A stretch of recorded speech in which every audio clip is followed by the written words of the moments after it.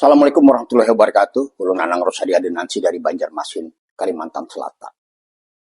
Kemarin kita mendengar kembali pernyataan Bapak Presiden Prabowo Subianto yang mengatakan bahwasanya saya tidak takut dengan Joko Widodo. Lalu beliau juga mengatakan bahwasanya akan membangun kereta Wus sampai dengan ke Banyuwangi dan seterusnya dan seterusnya. Lalu beliau juga mengatakan bahwasanya tidak ada satupun di dunia bahwasanya transportasi massal itu untung. Lalu dia juga mengatakan bahwasanya itu akan mengurangi emisi karbon, akan mempercepat jarak transportasi, akan mendukung pertumbuhan. Itu betul yang Bapak katakan seperti itu. Tapi yang dipersoalkan orang adalah soal markup, soal ketidakwajaran, soal ketidakadilan. Bapak juga mengatakan bahwasanya akan membayar dari hutang-hutang Wus, yaitu dari sitaan-sitaan para koruptor. Harusnya orang-orang di sekitar Bapak itu paham bahwasanya uang daripada sitaan itu adalah uang negara. Itu adalah masuknya di dalam APBN berupa PNBP, yaitu penerimaan negara bukan pajak. Bapak terlihat akhir-akhir ini ngomong, itu terapresiasi dengan Joko Widodo. Ketika Joko Widodo mengatakan seperti itu, tiba-tiba Bapak juga mengatakan seperti itu. Lalu orang tidak mungkin mengatakan bahwasanya Bapak tidak takut dengan Joko Widodo. Menteri Bapak saja Purbaya Bapak bantai di tengah umum. Beliau mengatakan bahwasanya tidak akan membayar lewat APBN karena itu adalah B2B atau business to business.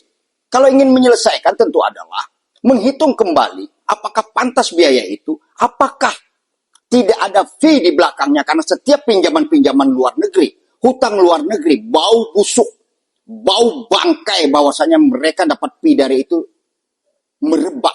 Walaupun itu sulit dibuktikan karena apa? Karena mereka rapat-rapat menyimpannya.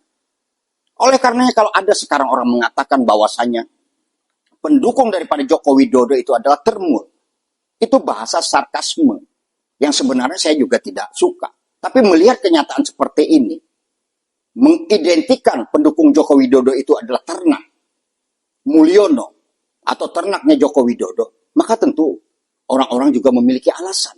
Karena orang-orang pembela Joko Widodo ini sudah seperti ternak yang tidak menggunakan akal, tidak menggunakan pikiran. Nah, orang yang tidak menggunakan akal itu adalah binatang. Hari ini saya ingin menyampaikan pesan kembali kepada Bapak Presiden Prabowo Subianto, bahwasanya hati-hatilah ketika bicara.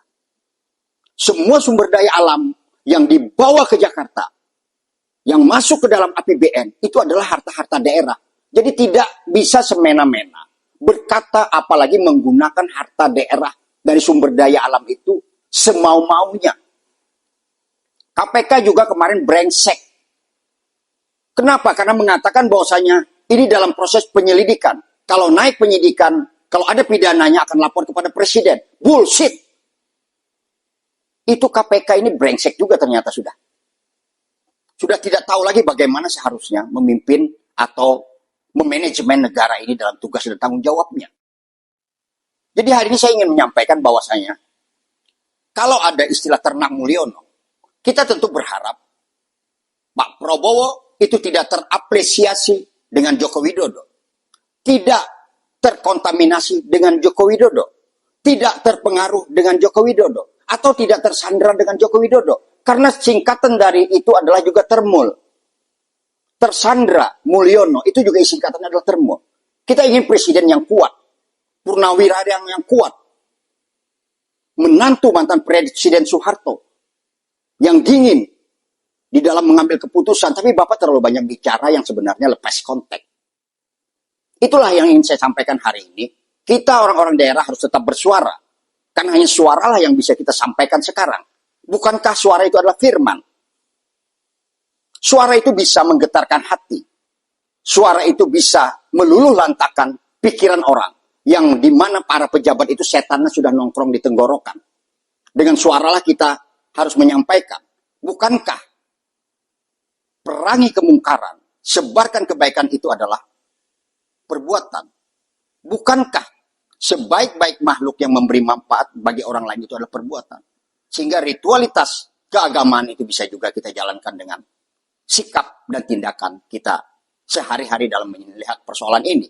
Berdiam diri dalam keadaan kemungkaran seperti ini adalah setan yang bisu. Oleh karenanya, terima kasih kepada kawan-kawan semuanya yang di seluruh Indonesia yang memberi support dan kesamaan pandangan soal ini.